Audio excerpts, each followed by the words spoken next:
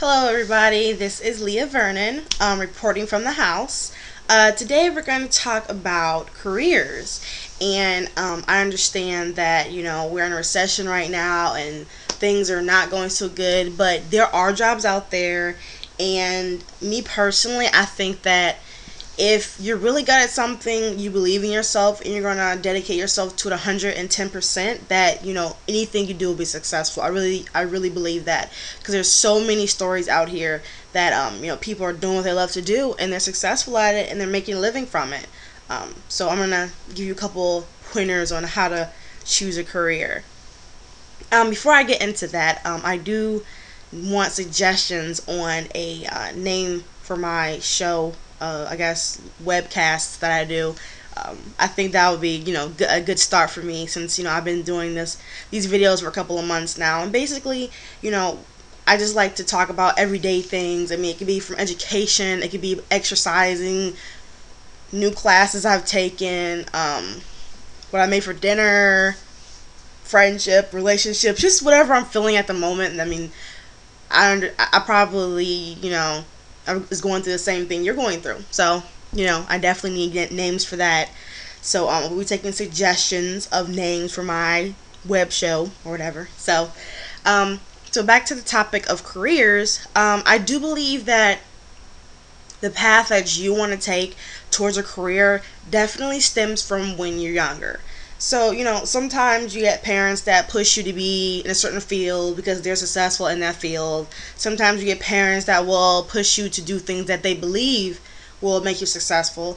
And sometimes you get parents that just don't really push you at all. They just, kind of let you drift along. I mean, in any situation you come from, you gotta basically just do what you have to do for yourself. I think that's rule number one in choosing a career. Don't choose a career because someone's pushing you into that position, and don't choose a career because you think that's what you should do. That's a grave mistake. You will definitely be unhappy. You will not like the career you're in. You'll probably be one of those bitchy nurses that we get, who just have like major attitudes. They don't want to be there. They're flinging patients left and right. Like, I mean, I've come in contact with many bitchy nurses, excuse my language, but they are. I mean, they're flinging you around. They're not wearing gloves. They're not following protocol. I'm like, why are you a nurse? If you're not a loving, compassionate person, like, why are you a nurse? And I think for the most part they probably just did it because it's just a job. And I don't really believe that people should just have just a job, because that's when you find yourself bouncing around from here to there. I mean, you might have 6, 7 jobs. You might keep a job for 10 months at a time and you get bored. I mean, or you don't like what it is. I mean, you definitely don't want to be that kind of person that bounces from job to job. So if you have the opportunity to go to college, definitely go. That's, I think, rule number two. After you figure out what you love to do, what you're good at, I'm not going to say take a crazy degree. I mean, unless you really feel like you can actually make it work, I mean, go for it. Why not?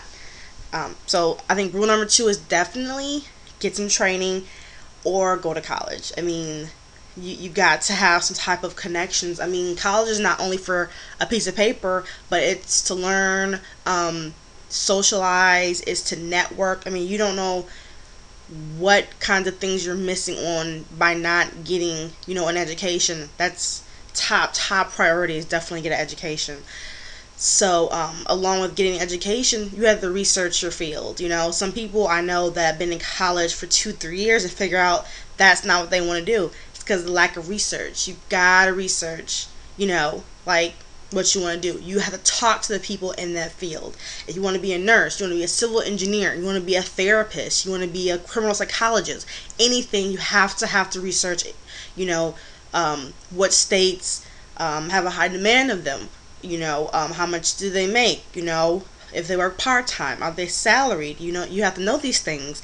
So, my whole thing is research is the best, and research is the biggest thing that I think a lot of, not only people, but I think minorities don't really do, but researching on a topic, they just jump into things.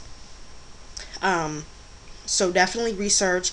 Go to the person. If you want to be an accountant, go to an accountant. ask them from top to bottom, what do I need to be an accountant?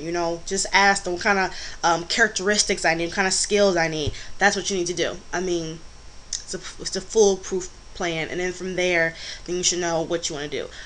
Thirdly, I think that you should definitely get an internship in your field.